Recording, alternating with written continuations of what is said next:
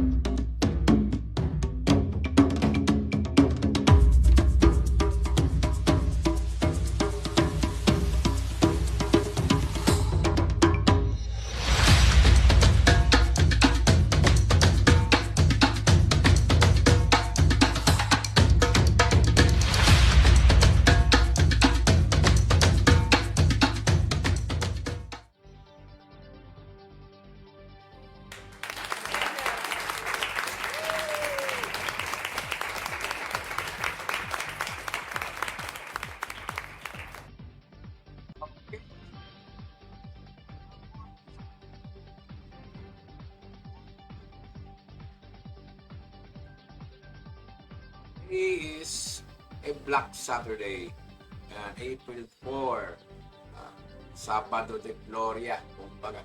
And nagpo-broadcast tayo ngayon. Pasensya na, medyo na-delay tayo ng konti, 15 minutes delay. At medyo kailangan mag-update ng software na ating gamit na pang-broadcast. Malay ba naman natin na biglang mag-a-update.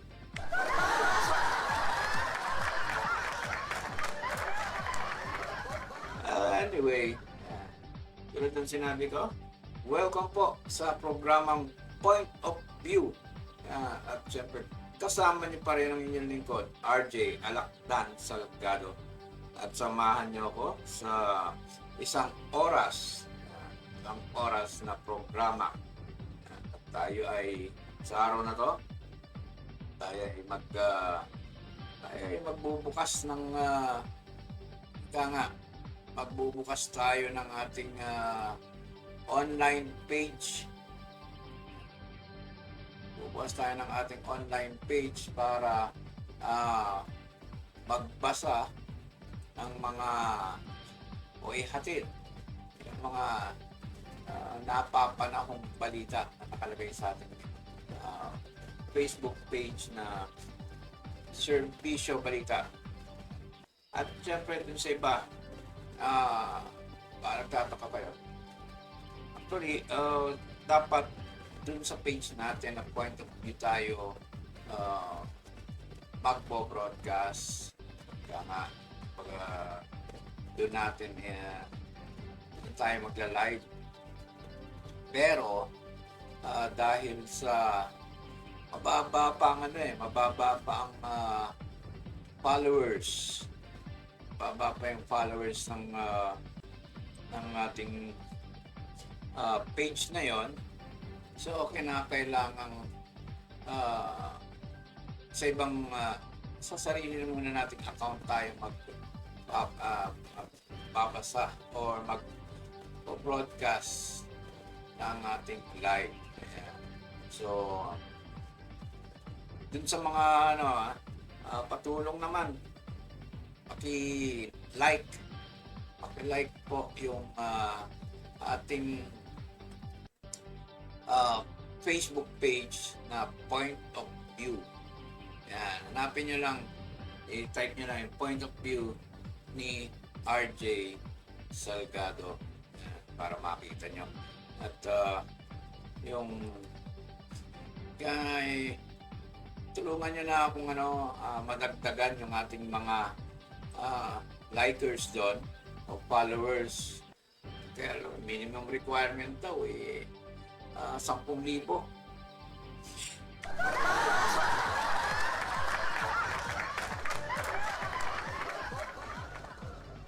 Hindi naman. 100 lang daw, 100 muna.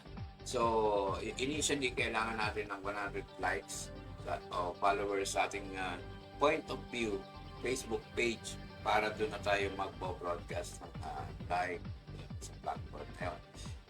For the meantime, dito muna tayo sa sarili kong account.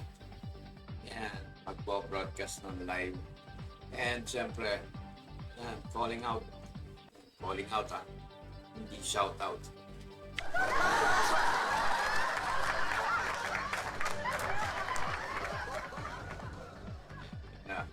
Shout out dun sa mga aking mga followers sa aking account. Sukit na followers. Yan, alam kong medyo baka iba ay nasa mall, nasa mga resorts, sa beach, babakasyon, kaya hindi pa naka-online. Anyway, yeah. Basta kung nasan man kayo ngayong mga oras na to ay ingat po. Doon naman sa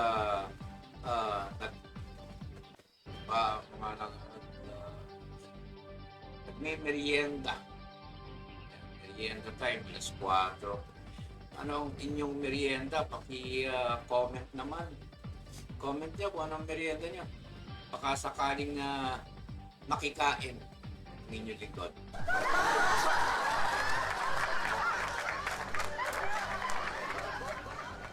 So, dun sa mga bago nating viewers, nais nating humingi. Yan, hingi tayo ng konting tulong. Patulong naman po. Paki-like and share itong program natin, itong broadcast natin, live broadcast, para mas marami pa ang maabot na mga viewers. Yeah. So, gagaya ng sabi nga natin, tayo ay magbabasa ng ilan lang naman sa mga balita na nasa ating Facebook page na Servisyo Balita, para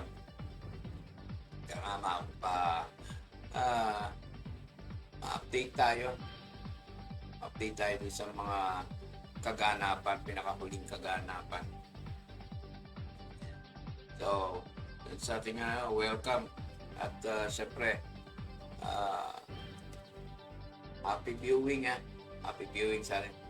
Kape muna tayo. Ito, kape ng baliktad.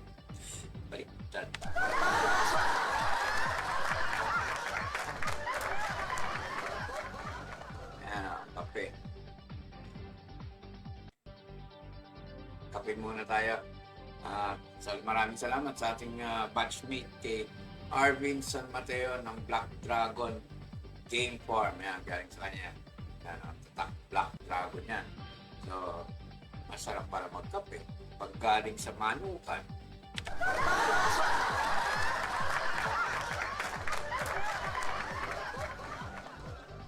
ayan. Anyway, sa mga nagbe-merienda, comment lang po kayo. Pwede kayo mag-comment kung ano ang mga inyong mga pagbati, kung gusto nyo ma-shoutout, or di ba papabatiin kayo, papabati kayo, ay comment lang. At doon sa mga meron suggestions or violent reactions,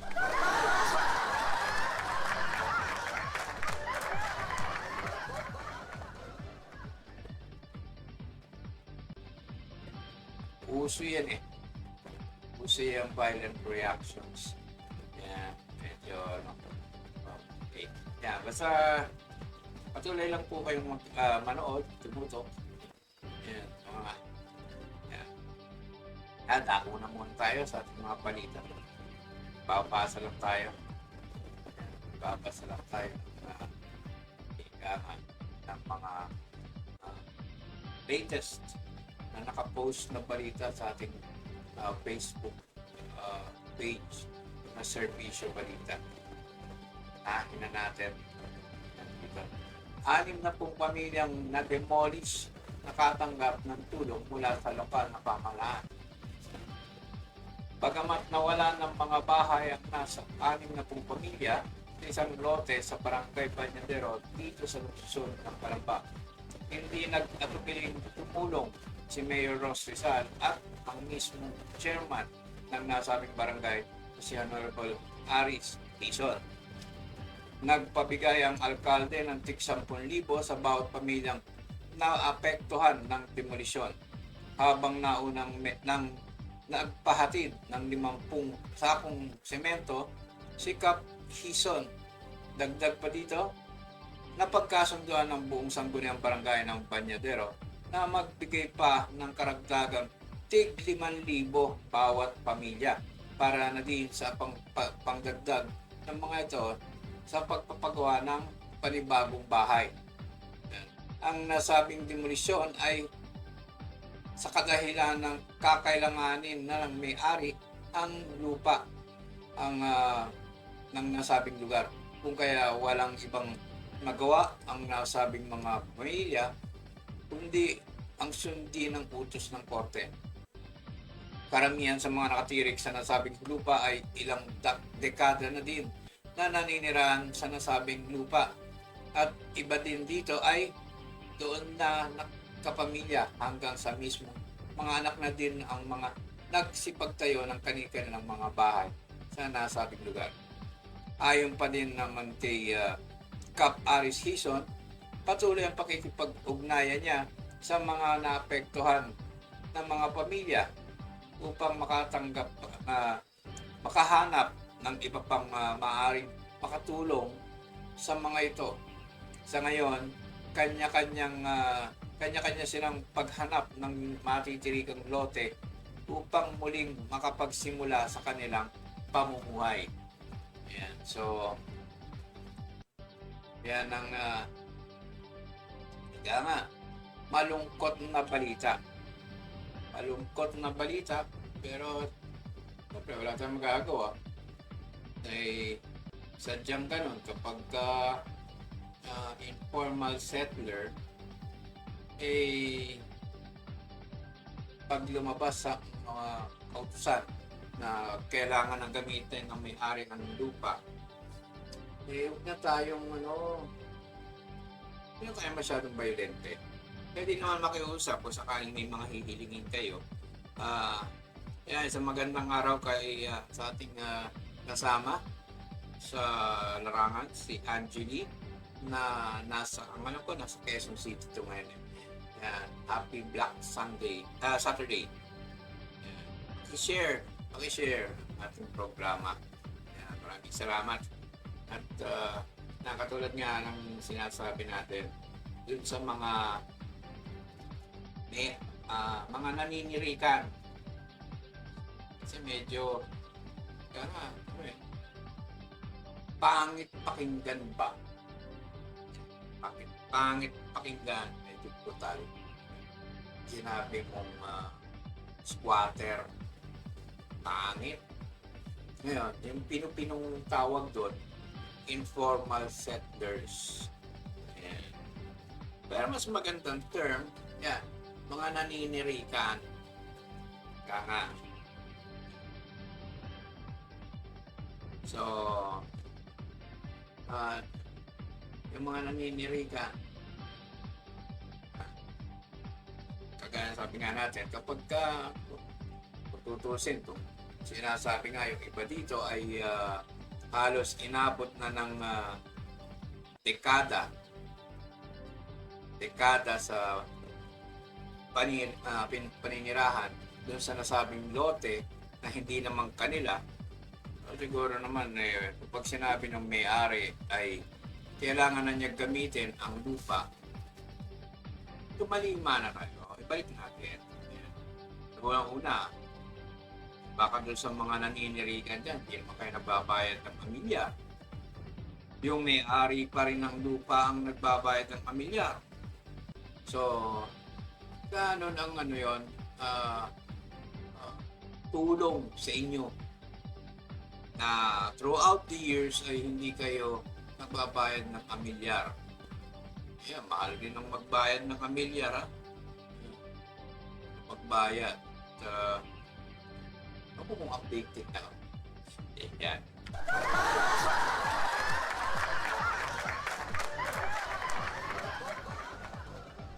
Siguro naman, ating na records.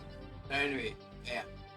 At kasi nakakalungkot, yung sa ibang lugar, nandyan pa yung kailangan magbarikadahan, kasakitan, ayan. Na kung tutusin, ayon naman sa batas, kapag informal settler, at wala rin naman kayong may papakitang prueba na kayo ang nagbabayad ng amilyar ng lupang tinitirikan nyo o partly ng amilyar, ay sadyang lalabasan kayo ng court order. Hirap naman yun. Makikipagpuno pa tayo sa mga otoridad. Magkakaroon pa ng mga magkakaroon ng sakitan. Yung iba nauwi sa buwis buhay. So ayaw natin ng gano'n. Isipin na lang natin yung privilege na binigay sa atin ng may-ari na tayo ay tumirik sa kanyang property. May paalaman o wala, ay magpasalamat na lang tayo. So siguro naman, throughout the years, kahit pa paano, meron naman kayong maupahan muna pansamantala kung sakaling nais yung magtirik ulit. Kagaya ng mga, sabi nga doon sa mga na-demolish dito sa Barangay Banyadero, yung iba nakitira muna habang naghahanap ng mapapakiusapang mapagtitirikan ulit ng bahay. Yung iba naman ay umupa muna para lang pansamantala. Baka mapasarap na to. Yung binigay sa inyo ni Yorme at ni Cap, yun na, gamitin nyo kahit pa paano, panggastos.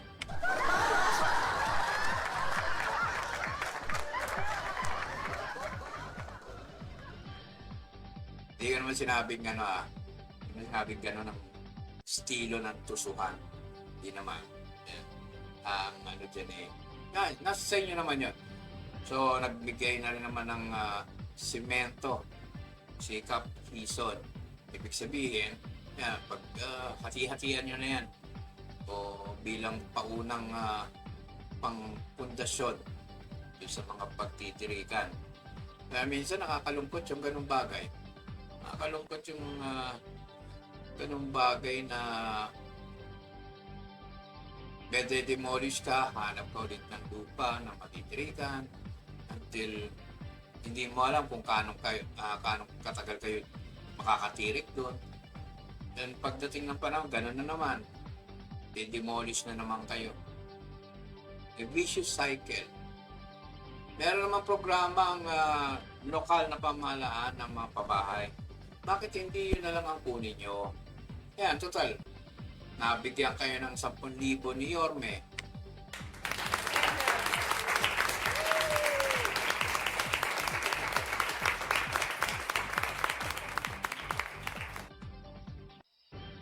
Napakabait talaga ng mayor ninyo dyan sa lungsod ng Calamba.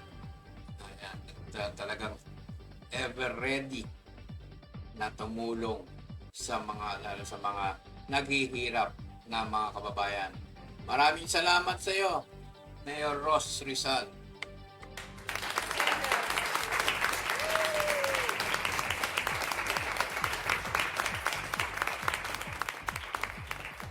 Yan. Kagaya sabi nga natin, may 10,000 na galing kay Mayor, may 5,000 pa na galing kay Kapitan Hison. So may more or less may 15,000 piso na kayo. Eh mag-a-apply lang kayo sa sa housing. Kayong 6 na pong pamilya. Sama-sama kayo, punta kayo sa mayor's office, set kayo ng appointment kay Mayor. Pakiusapan nyo na kayo ay mabigyan ng pwesto. Mabigyan kayo ng pagkakataon na mabigyan ng pwesto dun sa pabahay. Alam ko, meron dyan sa barangay Banlik ng Kalamba. Meron dyan malakondominium na housing project. Nakakita. Housing project. Low cost pa raw yun, pero mukhang condominium. Napakagaling talaga ng Yorme ninyo.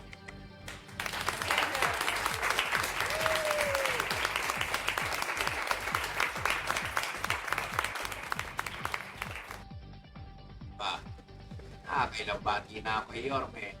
Baka naman.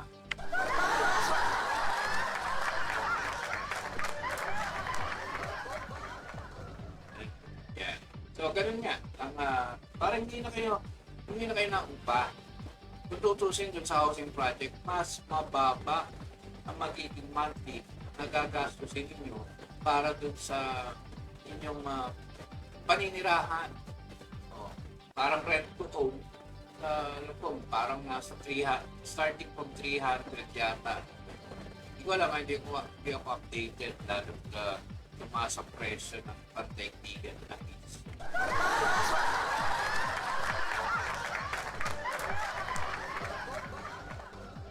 Baka pati yung housing apektuhan ng pagtaas.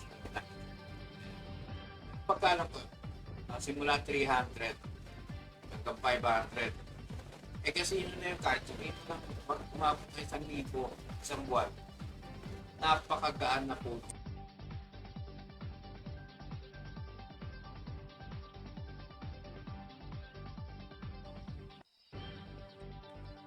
Napakagaan na po nun. At sa bawat pamilya, sa individual na mag-monthly. Kahit sabihin mo 1,500. Kasi magkano ngayon ang paupahan ngayon? Pinakamura na, 3,000 isang buwan. Saka naman, 1,000. Depende sa laki. Depende sa lokasyon.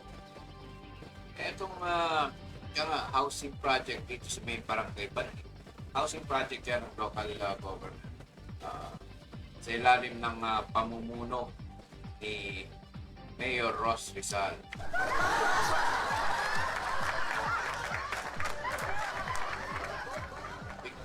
Tumawa.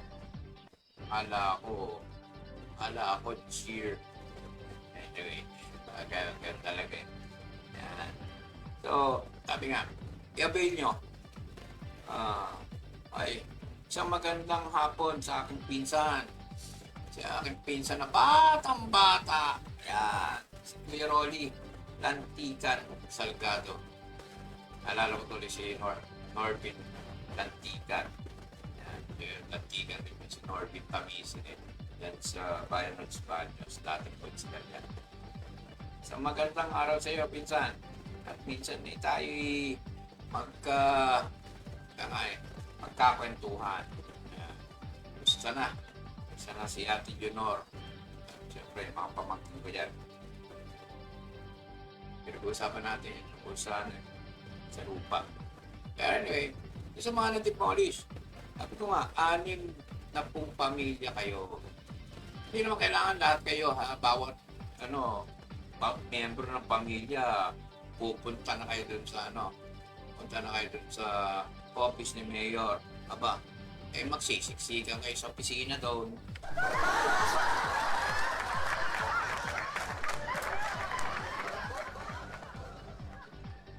Kahit sabihin na natin representative or magpa isang maganda nga po sa kasama natin sa hanap larangan ng industriya kay Arnie Masinas, napakasipag niya. Yan, congrats, naka-4. Diba? Ang dami tayong Holy Week na to. Mga tropa. Salamat. Sipag niya. So, yan, kay Arnie Masinas. Yung mabait na Arnie.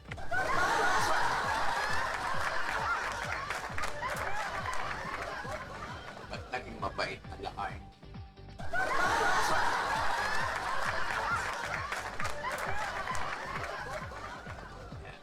And, saka dun sa kanyang unika iha na si Megan. Happy watching. Pakishare ang ating program ngayong araw na to. Mabalik tayo. Matapos-tapos. Payo dito sa 6 na pong pamilyang na-demolish. Doon sa mga na-demolish, punta lang kayo. Punta lang kayo doon sa... Magpaset kayo ng, ng appointment. Unahin nyo na muna kay Kapitan. Doon kayo tumulog. Patawag kayo ng pakikipagpulong na mismong si Mayor na ang bababa dyan sa Barangay Bañadero upang makausap kayo ng personal. Thank you dyan. Para sa inyong pag-apply para sa housing. Sa housing project ng lungsod ng Calamba. Sabi niyo, dun sa preview nakita ko, ganda. Maganda ang naka-tiles. Parang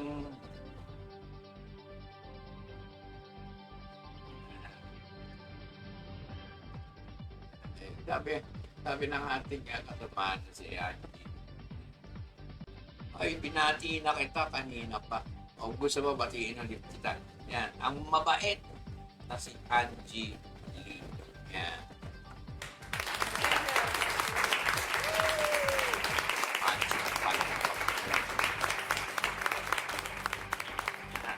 Sa Quezon City, ikinigin.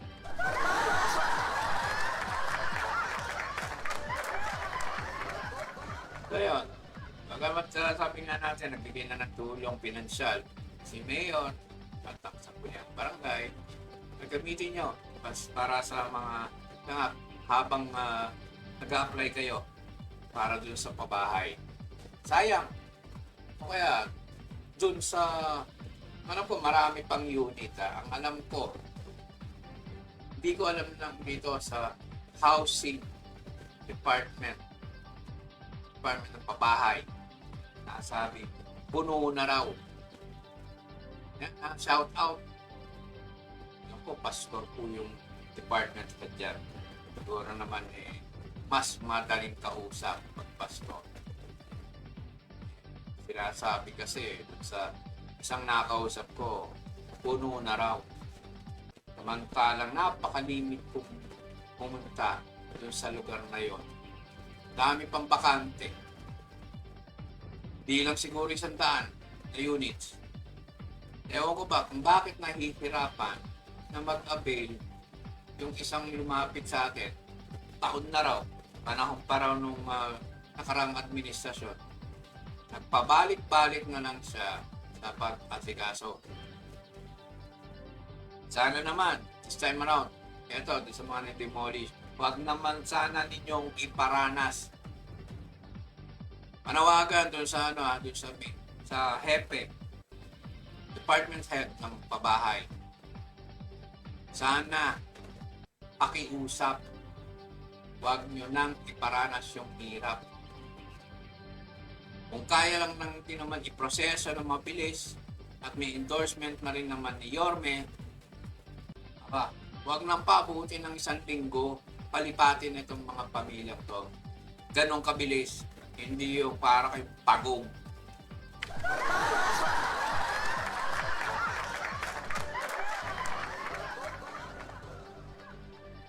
totoo lang, mas mabilis pa mag-apply kapag dun sa mga subdivision, ng mga low-cost subdivision. Minsan, pinamatagal na siguro, isang buwan. Kasama ng approval yung mula sa pag-ibig. May kasama ng makakalipat na kagad. Basta nakapagbayad ng reservation at saka ng down payment. Dito sa mga pabahay, huwag nyo naman sabihin sa akin meron pang reservation o down payment dyan.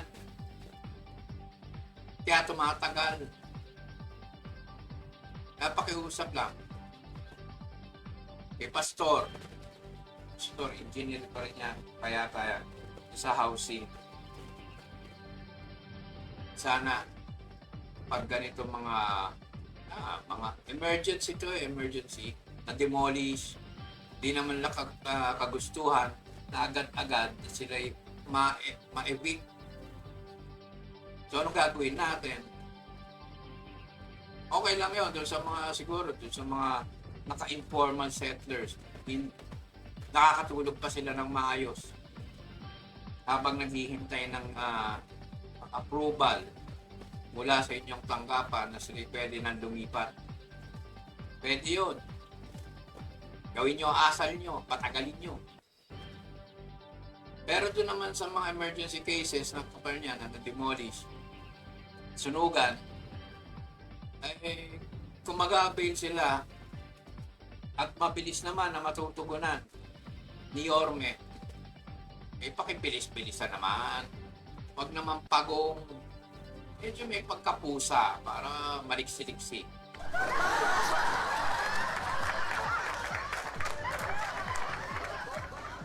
Shout out sa hepe ng department ng pabahay.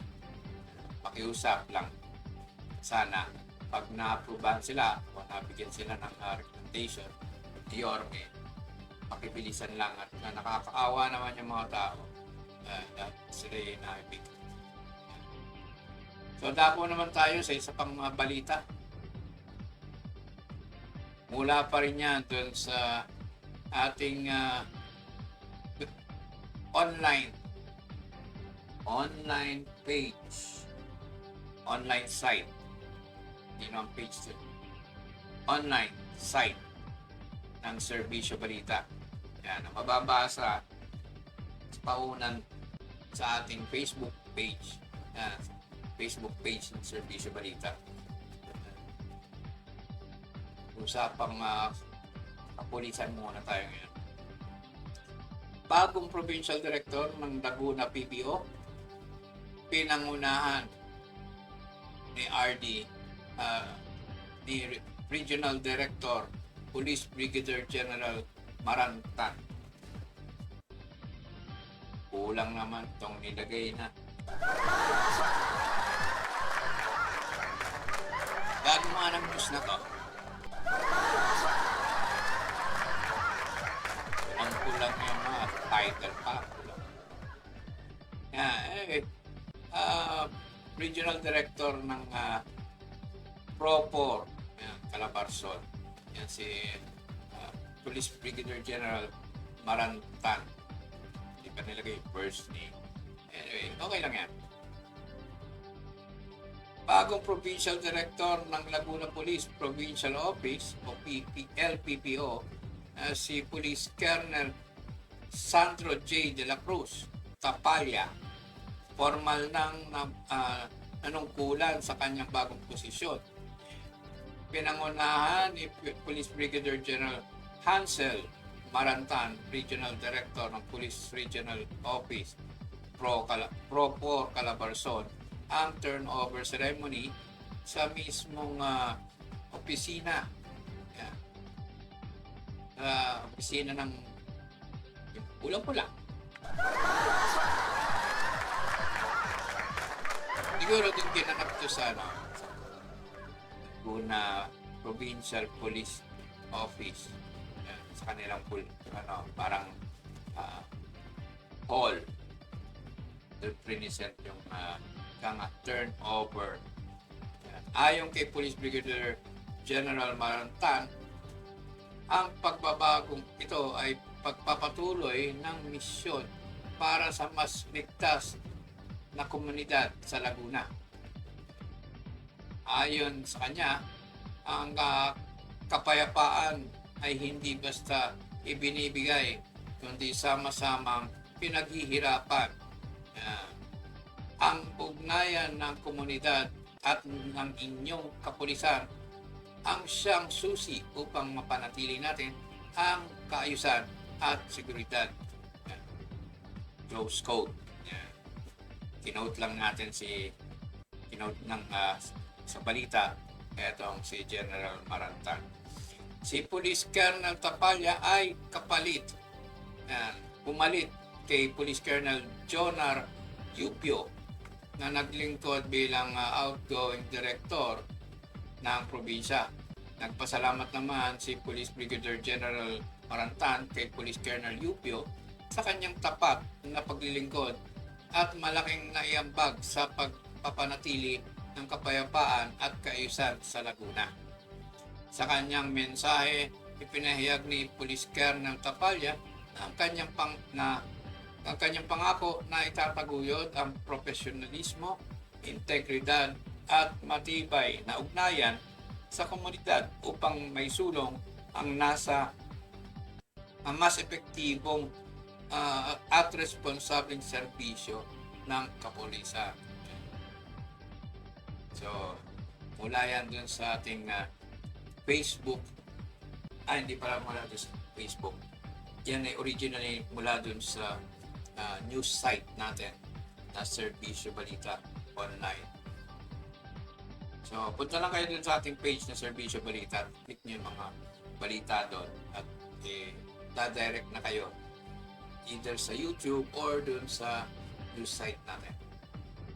So, congratulations at dun sa bagong tinalaga na Provincial Director na si Police Colonel Tapalya.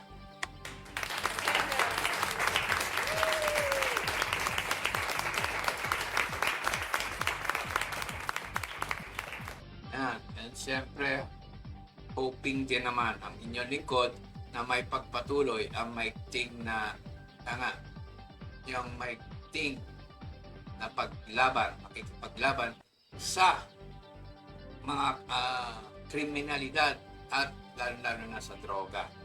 Yan. Alala ko tuloy, sabi ng isang sekretaryo, bumaba daw ang bilang ng droga. Ewan ko kung saan galing yung balitang yun, kung saan niya nabilitaan yun, galing na ito ng kalihim na yun.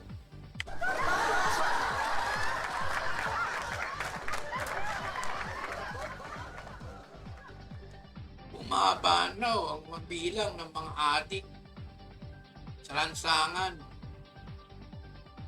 Kuwang ko, kung saan nababalitaan na ito ang kanyang mga kachismaksa. Chismax niya, date pa ang bangag.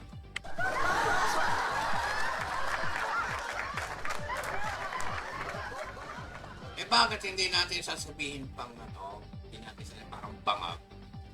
Yun yung kriminalidad daw bumaba ngayong panahon ng kanyang boss. Bumaba daw ang kriminalidad at ang droga.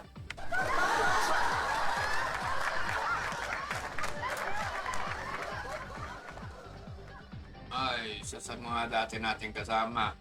Ayan. Sa magandang hapon sa iyo, Jason Arellano. Ewan ko kung nasa SM pa to.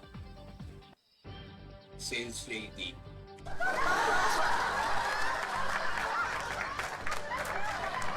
Siya ang taga-maintain ng mga aircon doon. Mahusay yan si Jason. Katulad na sabi natin, saan pa napupulot na ito ni Secretary ang kanyang mga fake news.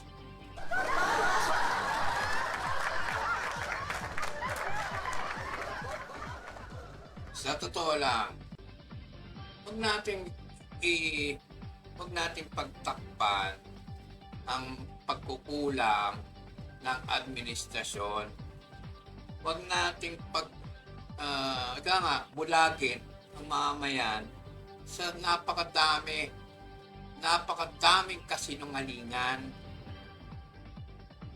Maging factual, maging totoo tayo. Ano ngayon? Kung dumami ang kriminalidad. Hindi naman sinabing nagpapabaya ang kapulisan niya.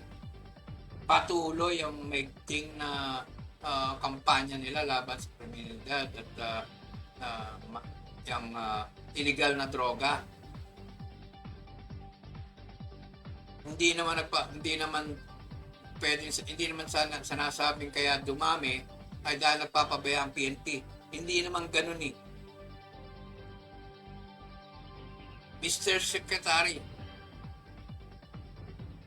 Yan, baka iisip ng mga kung sino kalino. Si DILG Secretary John P. Remulla. Shout out. Maging totoo lang naman tayo sa sitwasyon ng ating mga lansangan. Kabi-kabi lang mga patayan dyan eh. Kabi-kabi lang yung pandurukot. Kabi-kabi lang yung mga pang-hold up. Kabi-kabi lang yung mga nagbebenta ng droga, yung gumagamit pa rin ng illegal na droga. Ano sasabihin yung bumaba ang krimen, bumaba ang droga sa panahon ng administrasyon nyo? Huwag tayo masyado magpapogi. Alam naman natin pogi ka eh.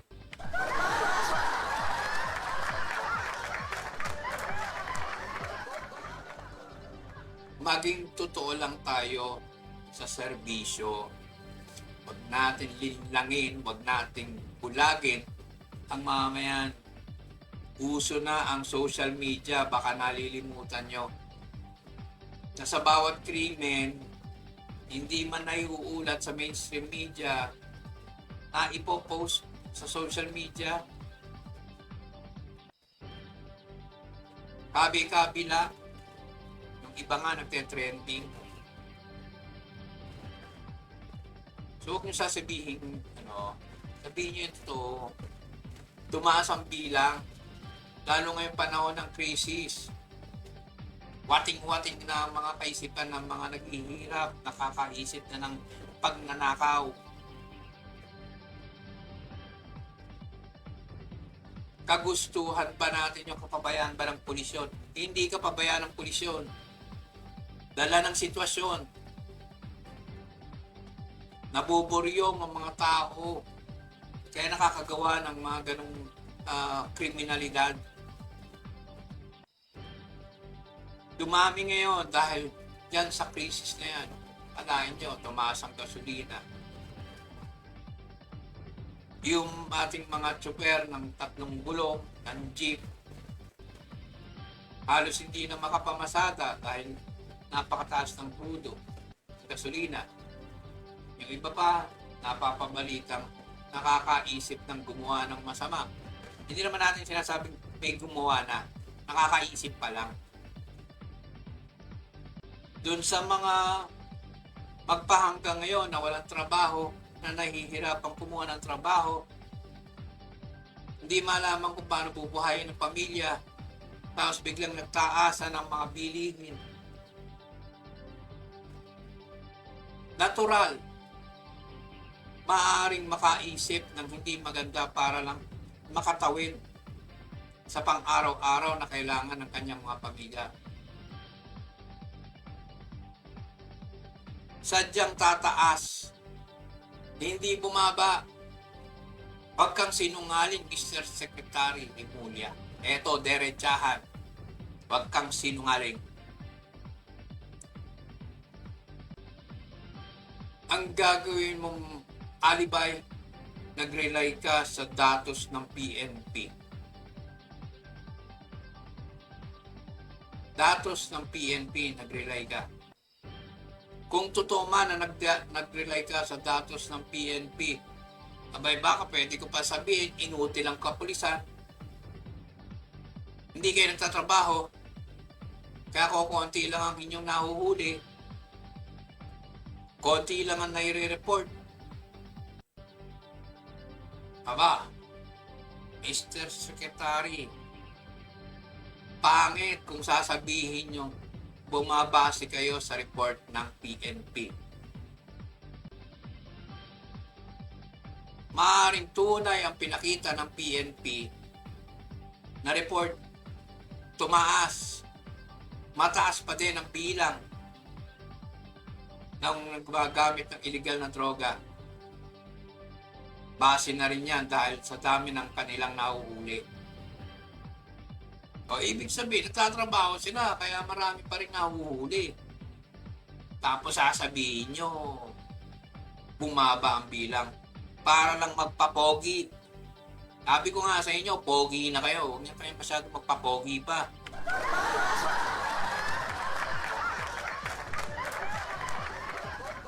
O gusto niyo lang magkaroon ng comparison panahon ni Tatay Digo at yung ngayon.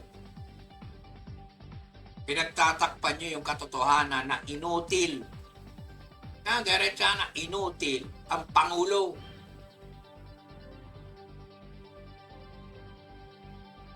Gusto niyo magkaroon ng comparison na mas mataas dati kaysa ngayon.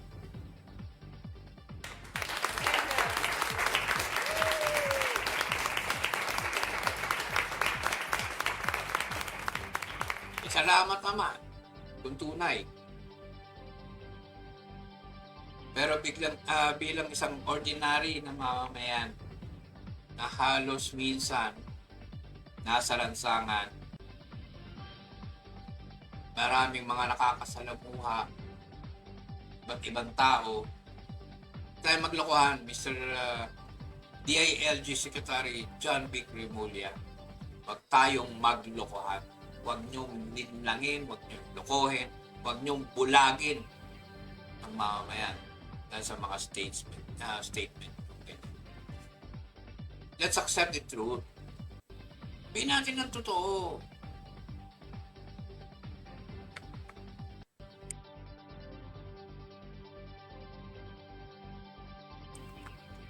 Di niyo naman sasabihin na nagpapabayaan ang kapulisan. You're basing it on the reports na hindi nagpapabaya ang ating kapulisan sa kanilang pinaigting na kampanya laban sa kriminalidad at sa illegal na droga. Hindi sila nagkukulang. Hindi sila nagkulang sa kanilang tungkulin. Saksi ang inyong lingkod. Dahil yung mga tropa natin, tropa dyan sa Intel. Kita natin, minsan wala nang tulugan yung mga yan. Wala na halos pahinga. Makatugon lang sa kanilang tungkulin. Yung mga tropa natin dyan sa Intel. Intel Boys, Intel ng Cabuyao, Intel ng Los Baños, at Intel ng Provincial Office, yung PIB kung tawagin. Keep up the good work. Ayos yan. Maging tapat sa tungkulin. Tapat ang huli. Yan, lalo itong week na to, huli week.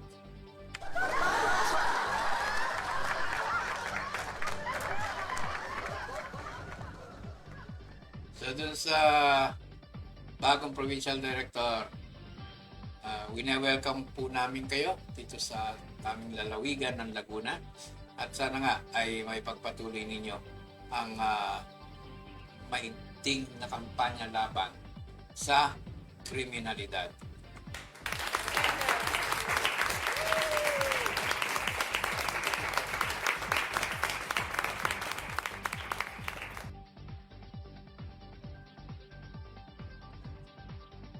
Tako naman tayo sa panating balita mula sa Kalamba pa rin. Yan. Mula sa Kalamba. So, medyo hindi na natin kailangan ng habaang pagpapaliwanag. Walang pinagkaiba ito sa mga na-demolish. Pero anyway, we give credit when credit is due. Yan, lalo dito kay Yorme. Ito na naman si Yorme Mayor Ross Rizal ng Calamba. Yan. Napahinga itong mamang to kahit Holy Week eh. Talaga naman. Always and always to the rescue.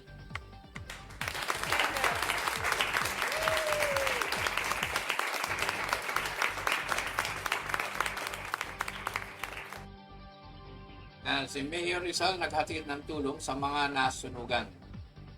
Halos magkasunod ang naganap na sunog sa magkahiwalay na barangay dito sa lungsod na ito. Unang sumiklab ang sunog sa Sitio del Pilar, Barangay 4, kung saan ilang mga kabahayan ang natupok kasama na ang bahay ng barangay chairman na si Judith Emergo. Ang nasabing sunog ay nagsimula sa looban kung saan tanging mga eskenita lang ang madadaanan. Makalipas ang ilang oras ay naapulan na din ang mga responding miyembro ng Bureau of Fire Protection sa lugar. Sumunod naman na sumiklab ang isa pang sunog sa may mga kabahayan sa Sitio Kabute, Barangay Real, dito din sa lungsod na ito, kung saan madami din mga pamilya ang nawalan ng tahanan dahil sa nasabing sunog. Agad namang na personal naghatid ng tulong si Mayor Rizal para sa mga nasunugan sa dalawang magkahiwalay na barangay. Bukod sa pagkain at bigas, namahagi din ng financial assistance ang alkalde sa bawat nasabing mga pamilya. Siniyasat na din ni Mayor Rizal ang mismong mga natupok ng sunog ng mga kabahayan. Ayon sa kanya, pag-aaralan kung paano mas magiging ligtas ang bawat komunidad kung magkakaroon ng mga fire hydrants sa bawat barangay, lalo na sa mga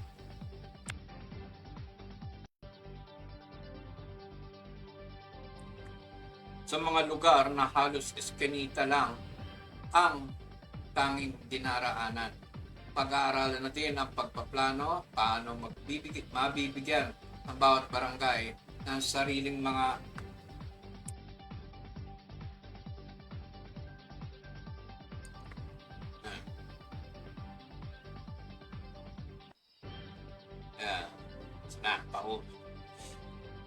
paano mabibigyan bawat barangay ng sariling mga mini fire trucks upang nang sa ganon ay may pauna na re-responde sa mga sitwasyon ng sunog sa kanilang mga lugar. So yan sa balita natin sa Serbisyo Balita news site na mababasa sa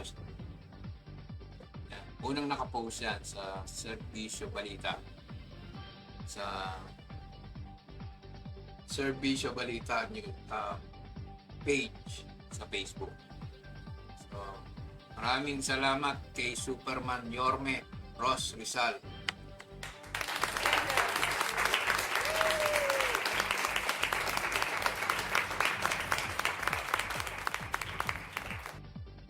Laging maagap yan, lalo po sa mga sitwasyong ganyan, kalamidad, trahedya, kung ano man, laging nandyan para makiramay hatid ng tulong. Yan si Mayor Ross Rizal ng Calamba City. So, hindi na natin ansyoso kung magkano yung binigay na financial assistance. So, siguro parang ganun din, parang umabot rin yata ng 10,000 bawat pamilya. So dun sa mga katulad yan, nasunugan, na-demolish, kung hindi niya rin naman inyo yung tinitirikan yung lupa, mas maganda, magsimula na kayo dun sa matatawag ninyong inyo. Mag-apply na kayo ng housing, dyan sa housing project ng Dunsod. Ang gaganda ng units dito sa may Barangay Banlik, parang mga condo units. Hindi ko alam kung studio type ang dating, pero sinisigurado ko naka-tiles. Tapos ang banyo, alam mo nga mga condo units. Napakaswerte ng mga makakapag-avail ng housing project yan sa Barangay Banlig. Meron naman na hindi naman mukhang kondo, may mga tinatawag na single detached, may mga row houses. Kayo mamimili na lang kayo. Either mamimili kayo or pag-apply nyo kung saan yung available na pwede kayong maipwesto. So, panahon ng mainit, summer, ingat-ingat po. Ingat-ingat sa sunog. Lagi natin tatandaan. Mag-ingat po dun sa ating mga electricals. Yan. Sa mga gumagamit ng katol, minsan yung katol. Yan. Mahirap yung katol. Iba, napapabayaan yung sinaing na sunog.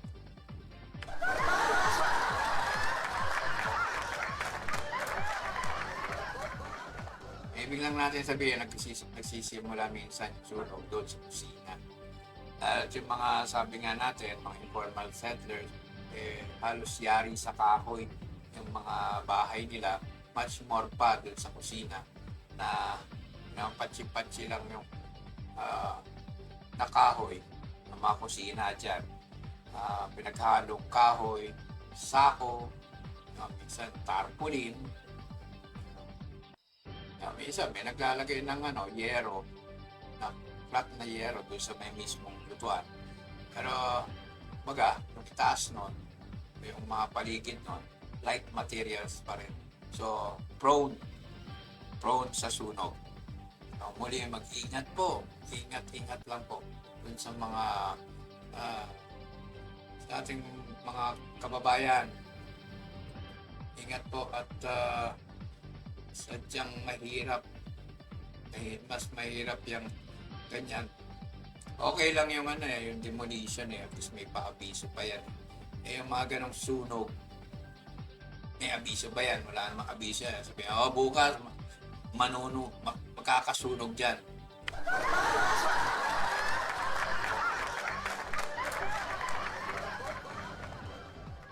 Walang ganon. Yan biglaan yan. Buti pa nga bagyo, at least meron tayong pinaghahandaan dadating ng bagyo. Yan. Pero iba yung sunog Yan talagang biglaan.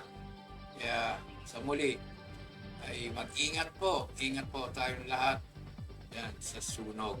Maging alerto tayo palagi. Maging maingat.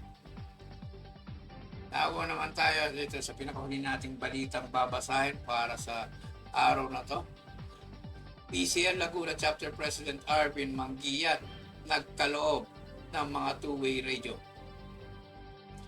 Nagkaloob si PCL Laguna Chapter President Arvin Manguiat ng mga two-way radio sa 16 na barangay na nasasakupan ng bayan ng Pagsanghan, Laguna.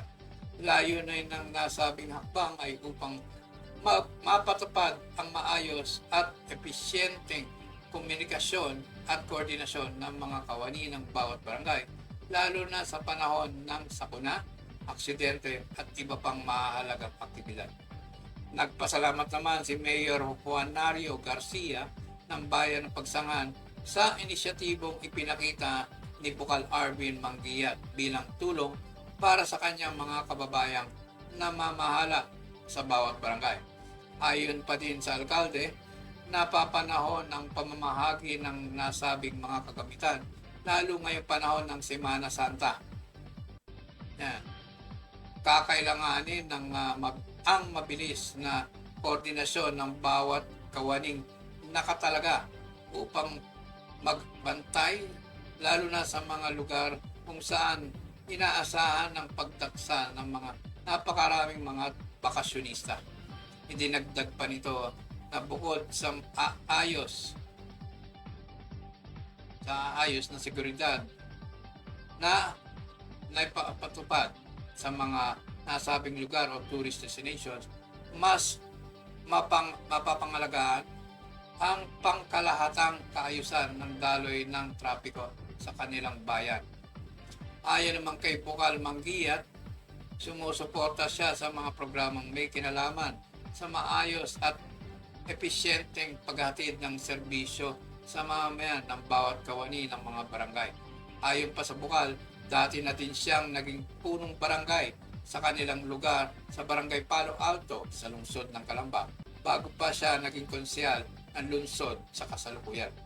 Kaya alam niya ang kahalagahan ng ginagampanang katungkulan ng bawat mga opisyales at kawani ng barangay sa kanilang mga barangay.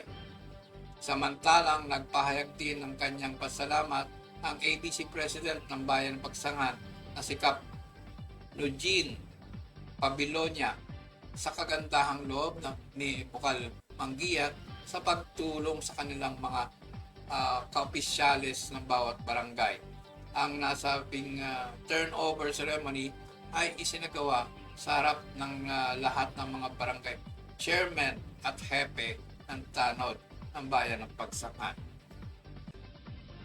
So, ilan lang, isa pa yan. So, masasabi natin good news.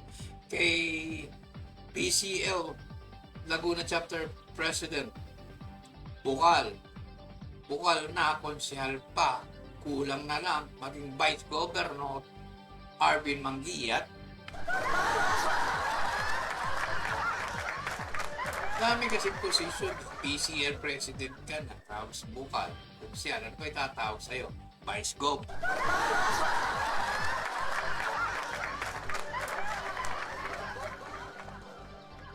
Anyway, kay Bukal Arvin Manguiat, congratulations, maraming salamat sa tulong mo, lalo na dito sa mga opisyales ng barangay dito sa Bayan ng Pagsangan.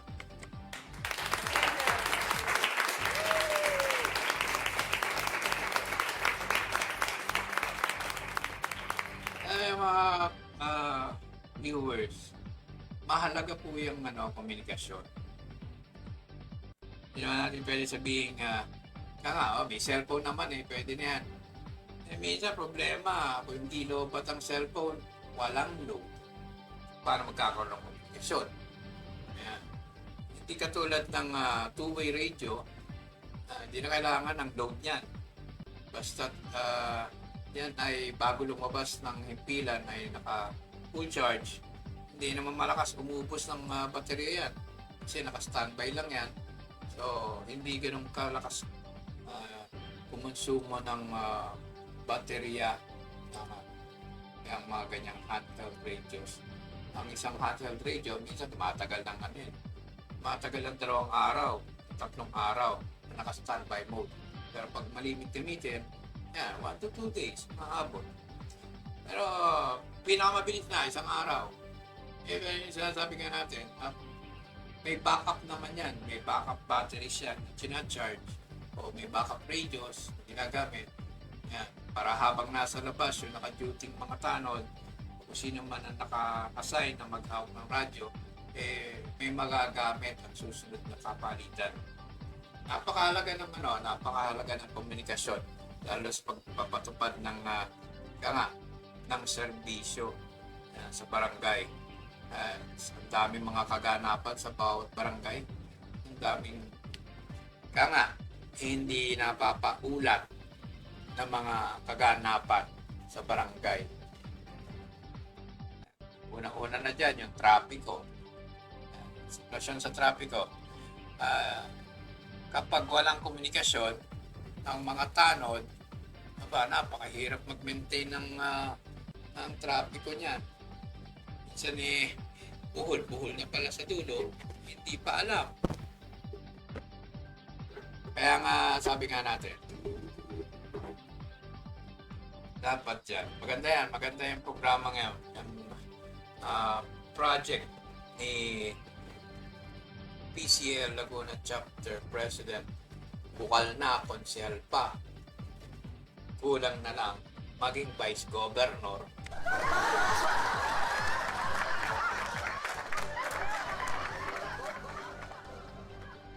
Arvin Manguiat. Ay, joke lang yun, tawag lang yun. Kasi, bilhin mo, Bukal na, konsehal pa. Dagdagan pa natin, ano nga naman sabihin natin, Vice President. Presidente na nga ng PCL Laguna Chapter.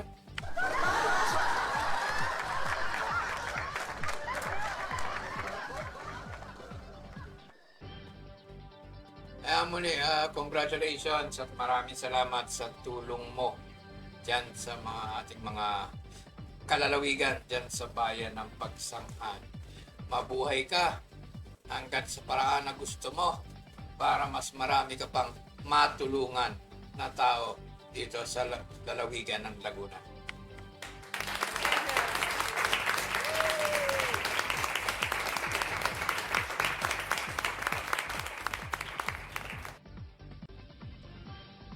Ayan, so yan yung mga balita. At sa ating pagbabalik, pag-uusapan natin yung isang issue na medyo kinakailangan din ng kasagutan. Magbabalik ang Point of View kasama ang inyong likod, RJ Alakdan Salgado.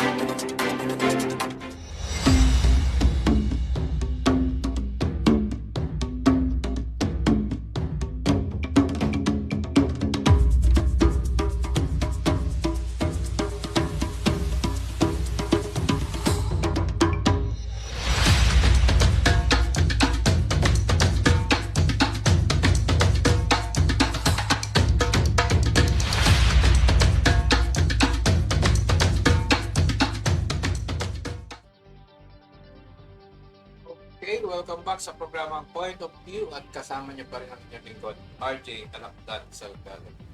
Yan, medyo let's beat summer heat. Yan, C2 po, C2. C2 po tayo. Yan, wag na mag-soft drink, C2 na lang. Medyo mas healthy ang green tea ng C2. Yan, hanggang medyo mainit ang panahon. Mainit ang panahon ngayon. Sobrang init na. Compared last year, medyo mas bearable ang init ngayon. Talagang hindi natin alam itong mga susunod na darating na araw o linggo kung mas titindi pa ang init. Pero sana naman, huwag naman. Medyo magsawa na naman. Nagsawa na tayo sa sa sa tawag doon, hindi mo overheat sa sakyan yun eh.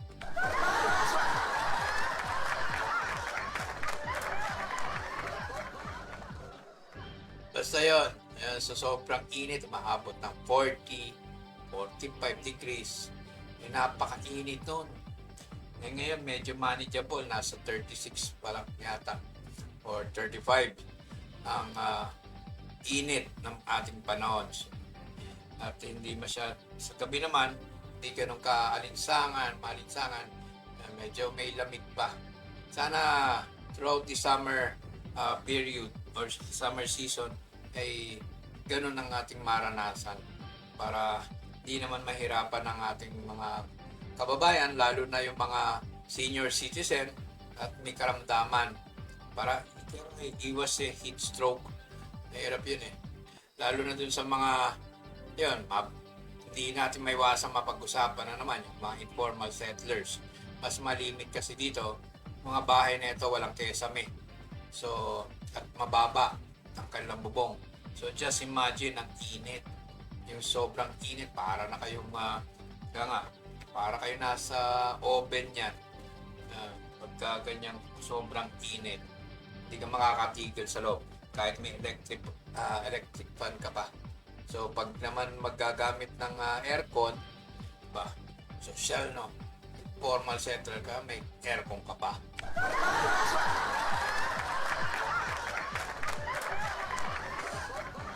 Sa bagay, wala ka naman kasing binabayarang renta, kaya okay lang mag-aircon.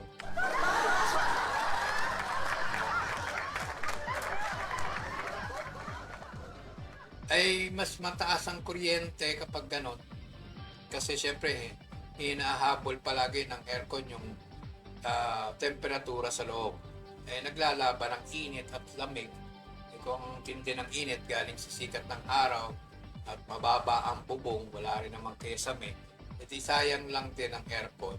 Takbo lang ng takbo makina niya. So, mataas ang magiging singilan sa kuryente. Lalo ngayon, panahon ng krisis sa gitnang silangan. Mataas na nga gasolina, tiyak, mas tataas ang kuryente. Sana nga, itong ating panahon ngayon, hanggang ganito na lang. Ganyan ng kung may nararanasang init.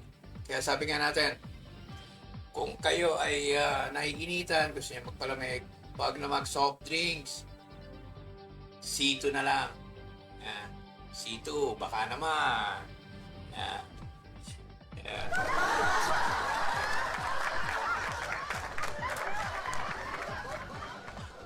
Anyway, so ito, bago tayo magtapos sa ating programa, nais natin pag-usapan, inquiry lang. Ito, mainit din to kasing init ng summer season to Itong governor ng lalawigan ng Laguna. Kaya pauna muna hindi porket naka-red ako, mga governor ko.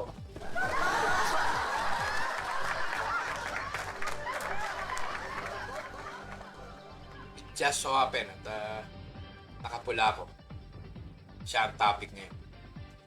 Ito ang tanong.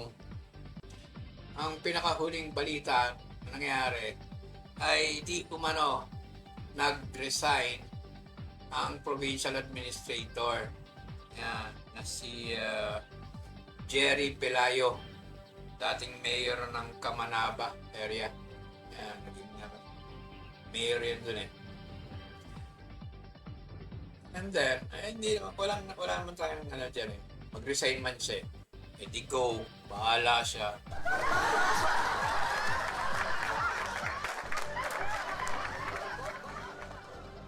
Ang sa atin lang, ang tinatanong ng mga ang pinagtatakhan dahil may mga hanging questions pa mga Lagunense. Nag-resign itong taong to, nag-resign ang administrador sa panahon na medyo mainit ang usapin patungkol dun sa budget na inilaan sa Anilag Festival na sabi level up daw. Hindi ko makita kung nasa nag-level up.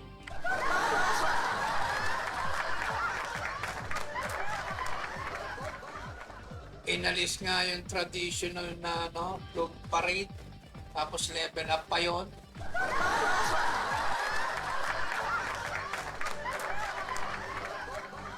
Ewan ko.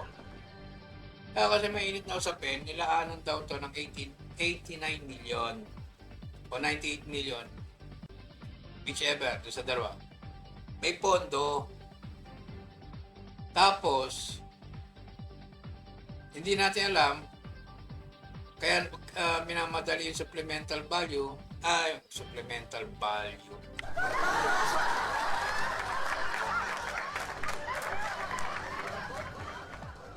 Supplemental budget dahil kailangan ng tourism. Alam ko, tourism department ng tourism ang humahawak ng mga ganitong event. May 7 million na kailangan pondo ang Office of Tourism. Yan. Siguro para doon sa idadagdag sa hindi natin alam. Hindi natin alam kung saan, para saan yun.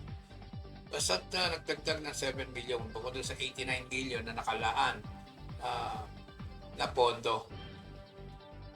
Ang question kasi dito, nasaan yung donasyon o yung sponsorship ng Ahonan Dam worth 80 million na magpahanggang ngayon, itong magaling nating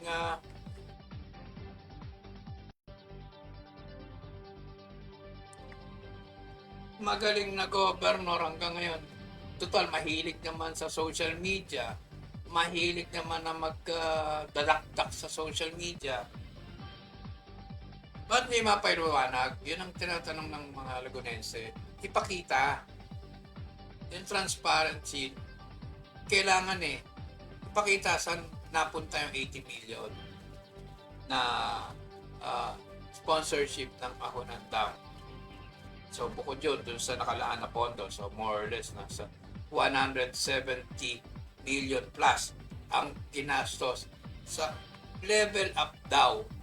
Level up pa daw level up na Anilag Festival.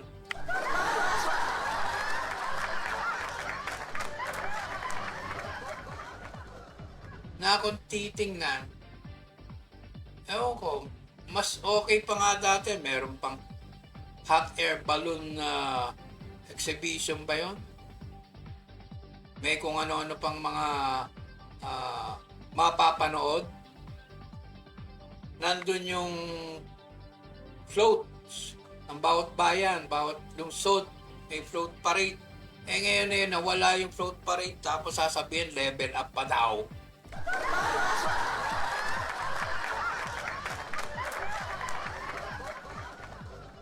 Kaya hindi malabong magtanong ang mga Lagunense saan inilaan yung pondo. So yung question na yun, umuugong na yun. Tapos all of the sudden, nag-resign ang administrador. Hindi naman natin wala naman tayo sinasabing basta nag-resign. After a few weeks, nag-resign ng administrador na si Jerry Pelayo. May hanging question. Bakit? Ba't nag-resign? Wala namang paliwanag kung ba't nag-resign. Basta nag-resign. Sa gitna ng panahon ng pagtatanong ng mga Lagunense, nasaan ang pondo na ginamit sa Anilag Festival na level up daw.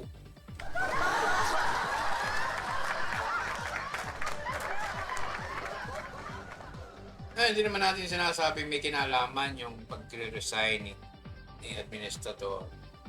Nakakapagtaka lang mga turn of events kung bakit gano'n. And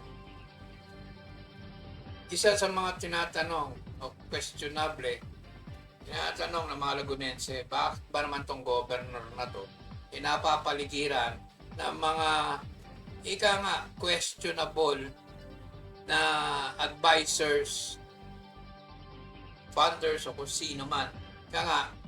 Napapaligiran ng mga questionable individual sa likod niya. Una, hindi naman lingid sa kaalaman. Kaya ang dami din tumaas ang kilay dito kay Jerry Pelayo na dati rin naging alkalde dyan sa Calmanaba area. May mga kaso to naging questionable ito doon sa kanilang lugar. May mga kaya nga may mga intriga, hindi ko sa pag-intriga kasama sa chismax yun eh.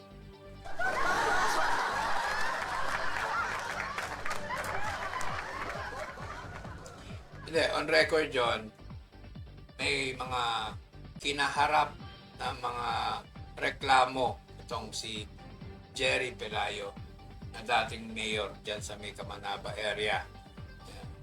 Tapos yung isa pa na hindi yata alam ng mga karamihan sa mga Lagunense, itong si Mr. Hatong Ang Este.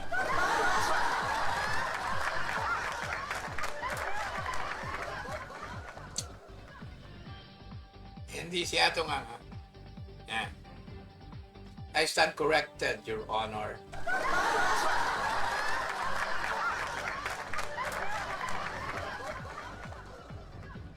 Si Ramon Ang. Madami magsasabi. Ano ngayon kung si Ramon Ang? Ano ngayon kung si Ramon Ang nasa likod ng ika nga ay pagpopondo sa naging kampanya neto ng gobernador ng Laguna. Ano ngayon kung patuloy na nandyan pa rin si Ramon Ang bilang advisor o kung ano man dyan sa likod ng gobernador ng Laguna. Ano ngayon? Mga kalimitan na tanong. Tingnan natin kasi itong pinakahuling kaganapan, nagkabanggaan o nagkasagutan, nagkatanungan o kinestyon etong si Ramon Ang ni Senator Rodante Marcoleta regarding doon sa pagtataas ng presyo ng gasolina. Kumbaga, very early na nagpatupad ng pagtataas ng presyo ng gasolina. At di umano ayon kay Senator Marcoleta ay kumita pa to sa loob ng isang araw ng 3 bilyon. Hindi lang 3 milyon na kumita pa to ng 3 bilyon dahil sa biglaang pagtataas na kung saan ang kine-question dito, lumang stock na ang ibinenta sa kawawang mga motorista. Mga stock ng langis, ng crudo, ng gasolina na noong pa nabili. Kaya nga kung nabili ng 50,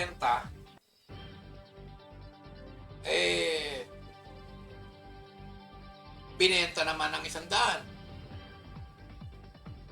Hindi baga utay-utay ang pagtataas para hindi naman mabigla yung mga motorista. Wala, sumabay eh. Kaya kine-question tong si Ramon Ang, bakit ganon? Para ka naman negosyanteng walang puso. Wala kang pakisama.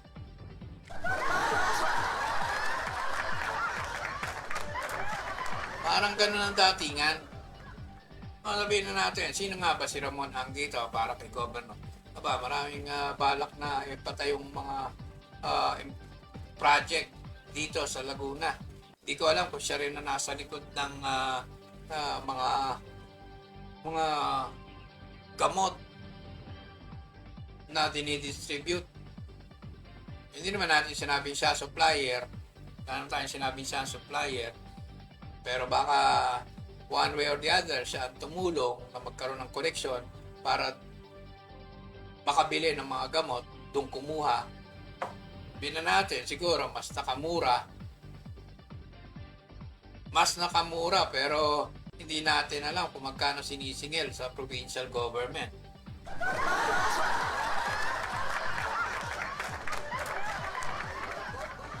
Baka katulad yan ng naka-impact na gasolina na matagal nang binili sa lumang presyo, binenta sa bagong presyo.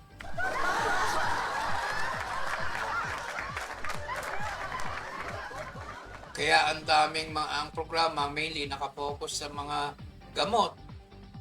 Palagay na natin, hindi naman natin sinasabi, bawat tableta, may 5 sentimos na pa-overprice. Milyon ang pinag-uusapan natin piraso ng gamot. Kada taon, milyong piraso yan. Iba't ibang gamot. Milyon pa rin yan. Oh, wala tayong sinasabi kung kanino napunta yung 5 sentimos, ha?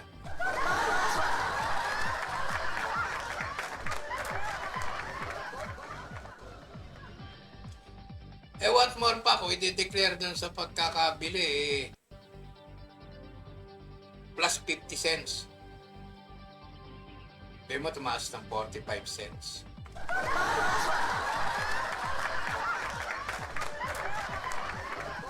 Yun yung punto. Sentimos man ang pinag-uusapan, milyones naman ang binibili, ang pinapurchase taon-taon. Sana nga, 5 sentimos, hindi yung 50 centavos. So yung katanungan ng mga Lagunense ngayon, bakit ba naman tong governor ng Laguna, nasa likod niya, mga questionable individual, mga questionable individuals. Ito si nag-resign na administrador, Jerry Pelayo. Questionable kasi may mga reklamo, di umano ito, siya yung mayor. Tapos all of the sudden, pinag-uusapan natin ay yung budget, kung saan ninilaan ng Anilag, ilan naman nag-resign. Hindi naman natin sinasabi may kinalaman siya doon, yung pag-resign niya. Nakakapagtaka lang.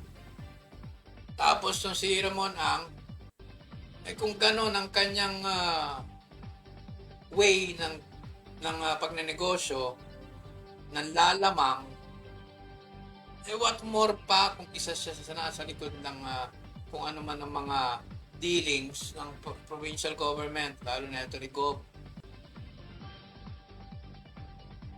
Ika nga, lumalabas yung walang puso. Napakahirap nun. May mga nasa paligid mong questionable. Ewan ko, kung tuloy pa rin yung airport dyan sa Pagsanghan, nawala na si ER eh. So, si Ramon Ang daw ang magpopondo raw nun. Yan.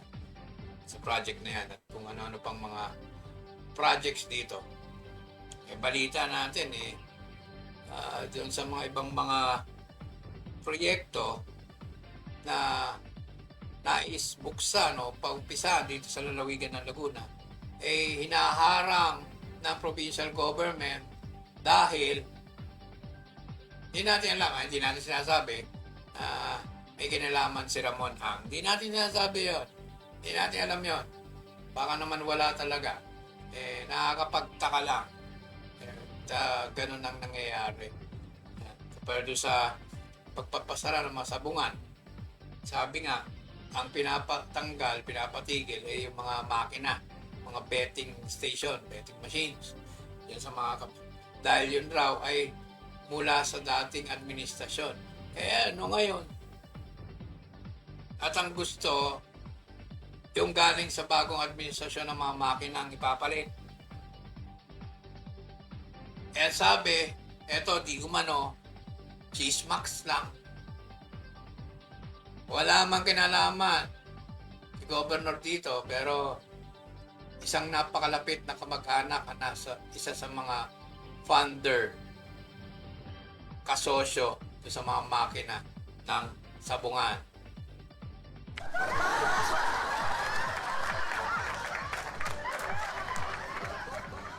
Hindi natin sinasabi na tunay yun. Basta yun ang naririnig lang ng inyong lingkod ng iba pang mga Lagunense. Kaya nga kine-question. Ewan ko ba naman, wala pang isang taon itong administrasyon ng gobernador ng Laguna. Ang dami nang lumalabas ng alingas-ngas. Ang dami ng mga question na nangyayari. Dami mga katanungan ng mga Lagunense. Wala pang 1 taon yan.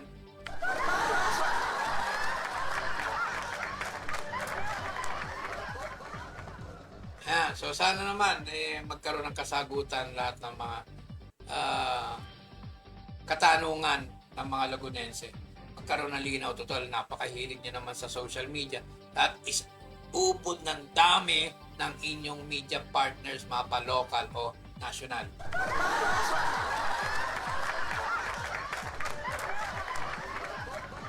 Kaya sabi nga natin, yung communication, mahalaga yan. May pag-communicate kayo sa mga Lagunense, ilabas nyo sa social media pages ninyo o doon sa mga news media partners nyo, ilabas nyo yung mga paliwanag o pagpatunay na mga inquiries ng mga Lagunense. Kailangan nilang malaman kung ano yung mga yon. So, dumating na tayo sa oras ng ating pamamalam. It's been 1 hour and 45 minutes. Medyo sumagad-sagad na naman tayo sa oras. Pero anyway, bumabawi lang. This is our 3rd episode. Sana magdire-diretso po ang programa natin. So magdire-diretso po ito sa tulong po ninyo at ng mga viewers. I-like nyo po ang ating programa. I-share nyo po. At yung iba magpatuloy na mag-comment. Any kind of comment, pwede yan. Kahit violent reaction. Yan. Lalo sa mga ayan, marami mga bashers. Open na ulit kayo. Yan. Open na open yan. Hindi ko sinasarado yung comment section. Anyway, so sa lahat ng ating mga manonood, mga tumangkilik at patuloy na tamatangkilik sa ating programa, maraming salamat po at have a happy Black Saturday and enjoy the rest of the Holy Week.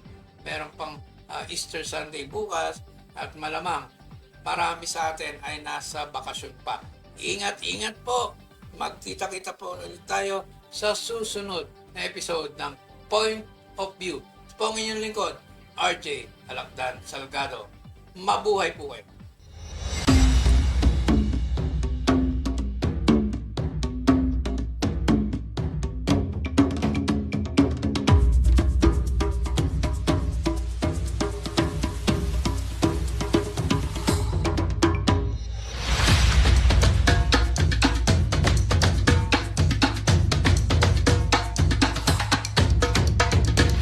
Kayo'y nanonood sa DZSB, ang himpilan ng katotohanan at paglilingkod.